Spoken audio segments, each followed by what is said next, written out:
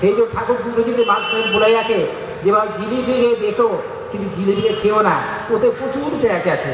যখনই তোমরা জিলিপি খাবে দেখবে তুমি একটা সমস্যায় পড়ে গেছো। আর যখন জিলিপিতে না খাও ওই রসটা দেখো অনুভূতি তোমার লাভ হবে। এই ভারতে এইরকম দুটো জিনিস আছে, একটা কালো মাকড়সা আর হচ্ছে জিলিপি। এই দুটো থেকে আমাদেরকে সাবধান থাকতে হবে। আমাদের ভারতবর্ষে এমন দিন আসছে যে ভাইদের মধ্যে গোষ্ঠীতন্ত্র বাঁধিয়ে দেবে, ভাইদের মধ্যে লড়াই বাঁধিয়ে দেবে, দিয়ে তারা আন্দোলন করবে। এই কয়েকদিন আগে বিজেপির একটা প্রোগ্রাম হয়েছিল, তো সেইখানে আমাকে একজন মিডিয়া এসে প্রশ্ন করেছে, মহারাজ স্বামী বিবেকানন্দ কি সিপিএম ছিল? আর কে বললো না?